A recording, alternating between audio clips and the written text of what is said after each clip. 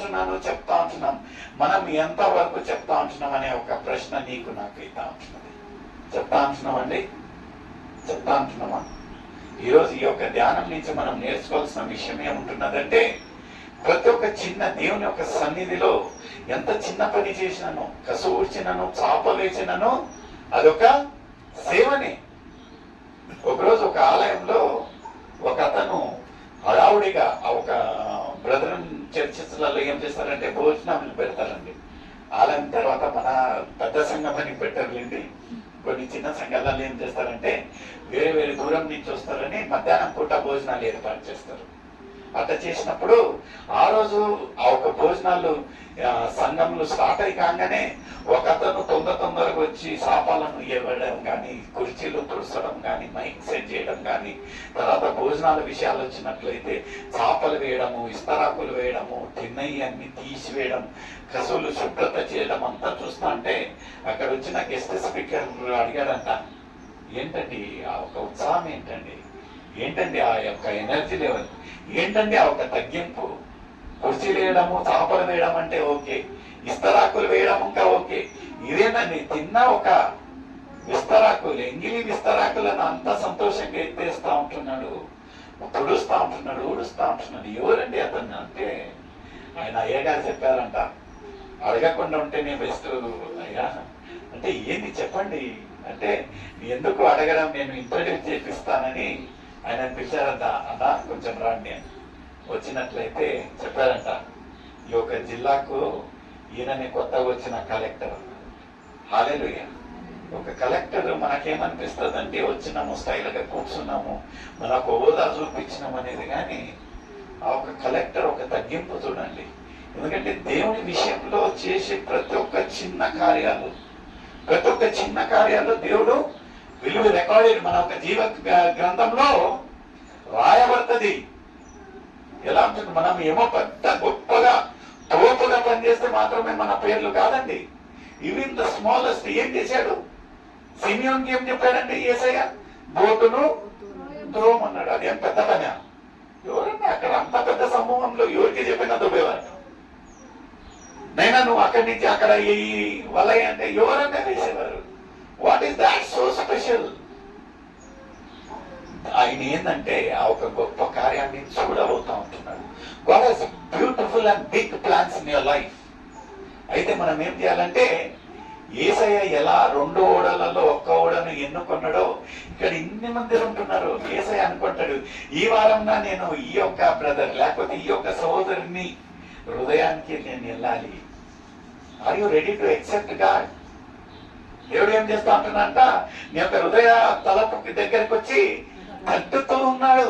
దూసుకొని రావటంలా is a pure gentlemen అండి, pure form of gentlemen.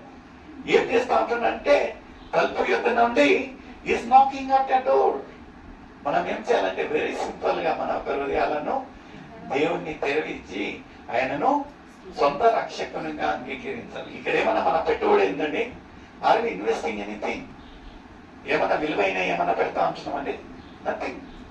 రక్షణ అనేది ఒక ఉచితంగా, అందుకే ఎప్పటికీ ఉచితం అంటే ఇట్ డజంట్ హ్యావ్ వాల్యూ అండి. నిజంగా నాకు ఇంకా ఒక ఉచితం అనేది పెద్ద కాస్ట్లీ డీల్ అయింది. దాదాపుగా 2016లో స్టార్ట్ అయిండేది, పోయిన నెల ముగించింది ఆ ఒక కేసు నాది కృషి మేళలో. 2016లో స్టార్ట్ అయిన ఆ కేసు మతాంతరంది. మొన్న పోయిన నెల అందరికి తెలిసిన ఒక విషయమే, ఫ్రీ అనే దాని గురించి. ఎందుకంటే బైబిల్లో మా గిడియన్స్ బైబిల్లో ఫ్రీగానే ఇవ్వాలి. మీరు ఎప్పుడన్నా గిడియన్స్ బైబిల్ ఉన్నట్టే ఫస్ట్ పేజ్ చేంజ్ చేయండి, నాట్ ఫర్ సేల్ అని రాసి ఉంటుంది. మేము అదే చెప్పాము. ఆ ఒక బజరంగ దళ్ళు, యాక్టివిస్ట్, వీళ్ళు అందరూ వచ్చి ఎందుకు మీరు బైబిల్ ఉచితంగా ఇస్తా అంటున్నారంటే, మేము చెప్పాము, నైనా ఫస్ట్ పేజ్ తీసి చదువు నైనా, ఇది ఏమని రాస్తా ఉంటున్నారు, ఉచితవాళ్ళకి ఇటు ఇవ్వకూడదు కదా, మాకు బాధాకరంగా ఉంటది. అట్లీస్ట్ చార్జ్ దెమ్ 1 రూపీ అన్నారు. మేము లేదు, ఎందుకంటే ఉచితం కదా. Policy says not to sale అన్నట్టుగా. అది మాకెంత కాస్ట్లీ అయితే దాదాపుగా 8 సంవత్సరాలు కోర్టు అంటే ఏందో తెలియదు, పోలీస్ స్టేషన్ అంటే ఏందో అయితే సతతంగా అయితే దేవుడు మమ్మల్ని ఒక సాక్ష్యంగా వాడుకుంటా ఉంటున్నాడు. ఎక్కడ ఎప్పుడు సందర్భంలో ఇట్లాంటి ఒక సాక్ష్యం చెప్పాలనుకుంటే వి యూజ్ ఇట్. ఎందుకంటే ఉచితంగా అనే వర్డ్ ఎందుకు వచ్చిందంటే చాలా నెగ్లెక్ట్ చేస్తాం మనము. ఎక్కడన్నా బైబిల్ మనకు ఉచితంగా ఉంటాయి, ఒక్కటి కాదండి 10 కాపీలు ఉంటాయి ఇంట్లో. అయితే మనం దాన్ని తిరిగేయం ఎప్పటికీ. ఎప్పుడన్నా భయం వేస్తే తల్లిండు కింద కదా, గుడికి పోవాలంటే దాన్ని తుడుచుకొని, లేకపోతే ఏమన్నా ఇదున్న విశేషమైన కార్యాలు ఉంటే మాత్రమే దాన్ని తీసుకొని దాన్ని తిరిగేస్తాము. Bible is nothing but basic information before living the earth. ఒక గైడ్ అండి ఇది. ఎలాంటి ఒక సమస్య వచ్చినను, ఎలాంటి ఒక పరిస్థితి, మన స్థితిగతికి మనకి ఇంకా ఏ ఒక దిక్కు తోచకపోతే మనం చేయాల్సిన పని ఒకే ఒకటి ఏముంటున్నదంటే ఈ యొక్క గ్రంథాన్ని మనము తిరగవేయాలి. చెయ్యం ఇలాంటి ఒక చిన్న. మళ్ళీ దేవుడు ఏమంటా ఉంటున్నాడంటే నన్ను నీ యొక్క సొంత రక్షకునిగా అంగీకరించు, ఉచితంగా నన్ను నీ యొక్క పర్సనల్ సేవియర్ గా అంగీకరణ అంటే నో, కావాలంటే 10,000 కాదు, 20,000 కాదు, లోన్ తీసుకొని మరి నేను మెడికల్ ఎక్స్పెన్సెస్ చేస్తా, కానీ ఇట్లా ఉచితంగా మాత్రం నేనేం చేయను. మళ్ళీ సన్మతం కొనుగుతాం. ఎందుకు నా ఒక జీవితాలలో అద్భుతాలు జరగటం లేదు? ఎందుకు దేవుడు ఇలాంటి ఒక శ్రమలు పెడతా ఉంటున్నాడు? ఆయన యజమాని అండి. ఎవరు సొత్తు అండి? మనమందరం ఎవరు సొత్తు అండి? ఆయన ఏం చెప్పినానో మనం లోబడాలండి. ఎందుకు చెప్పాము, ఎందుకు చేశామని అడిగే అధికారం మనకు ఉంటుందండి? లేదు. యోగుకు సతతంగా ఒక 24 గంటలలో ఆయన ఒక ఆస్తి, ఆయన ఒక అంతస్తు, పిల్లలు అన్ని తుడిచివేసినట్టయితే ఆయన ఒక విశ్వాసం ఎంత గొప్పది, ఎంత చక్కగా ఏమంటాడంటే ఆయన ఇచ్చెను అడిగేవారు. నిజంగా అలాంటి ఒక గొప్ప విశ్వాసం మనలో ఉంటున్నదా? నాకు ఈరోజు ఆఖరి వారం అంటే ఐ ఫీల్ సో బ్యాడ్. నాకు బాధ అనిపిస్తున్నది. ఎందుకంటే ఆత్మీయంగా కలుసుకునేదానికి ఒక మంచి ఒక సహవాసంగా ఉన్నది. దాంట్లో ఒక విశేషత ఏంటంటే ఎప్పుడు వాక్యం చెప్పాలంటే మేము ముందుగా సిద్ధపాటు కావాలి, దాని మర్మాలు తెలుసుకోవాలండి. పరలోకమైన ఒక విశేషమైన ఒక జ్ఞానం దేవుడు ఇస్తా ఉంటున్నాడు. ఎప్పుడు ఎలా మాట్లాడాలి, యా సందర్భానికి మాట్లాడాలి, ఏం మాట్లాడాలి అనేది. ఇలాంటి ఒక ప్రిపరేషన్ టైం ఇచ్చినందుకు దేవుణ్ణి స్తుతిస్తా ఉంటున్నాము. ఇంత మంచి చక్కటి ఒక సహవాసం ఇచ్చినందుకు దేవుణ్ణి స్తుతిస్తా ఉంటున్నాము. చాలా బాధ అనిపిస్తా ఉన్నది. ఏంది ఈ రోజుకు ముగిస్తా ఉంటున్నది? అయితే దేవుడు అడిగే ప్రశ్న, యేసయ్య అడిగే ప్రశ్న ఏముంటున్నదంటే నిజంగా మనం ఆ లోతుగా వెళ్తా ఉంటున్నామా? దేవుడు ఆ ఒక వలలు పిగిలేపోయేలాగా దేవుడు ఆ ఒక కార్యాలు మన హృదయాలలో చేస్తూ ఉంటున్నాడు. మన ఒక ఆత్మీయ జీవితాలు ఎలా ఉంటున్నాయి? నిజంగా మనము జాలర్లుగా చేపలు పట్టే వాళ్ళగా ఉంటున్నామా, లేకపోతే మనుషులను పట్టేవారిగా ఉంటున్నామా?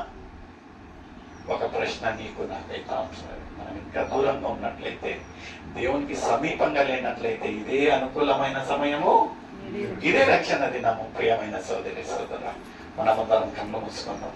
నిజంగా మనం దేవునికి దూరంగా ఉన్నట్లయితే, దేవా నేను ఒక పాపిని రాజా, దయతో నన్ను క్షమించండి, నీ యొక్క పరిశుద్ధ రక్తంతో కలిగి నన్ను శుద్ధీకరించండి ప్రభా, నేను మా ఒక సొంత రక్షకునిగా నేను అంగీకరిస్తా ఉంటున్నాను రాజా, నా ఒక హృదయంలో రండి.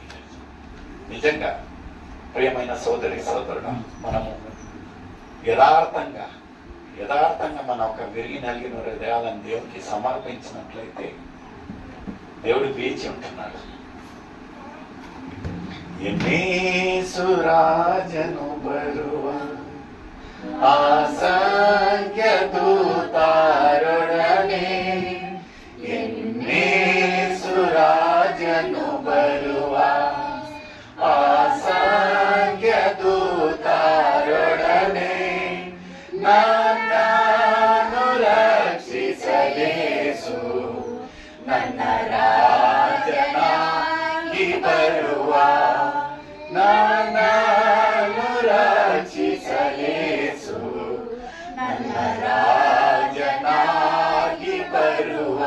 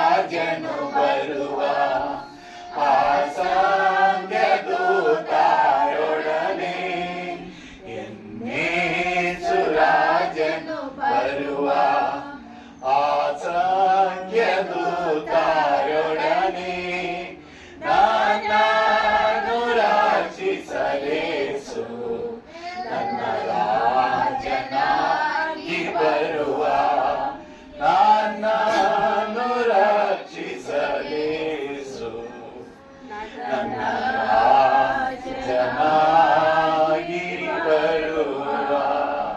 ಅದೇ ರೀತಿగా మనం మోకరించుదాం ప్రియమైన సోదరి సోదరుడా.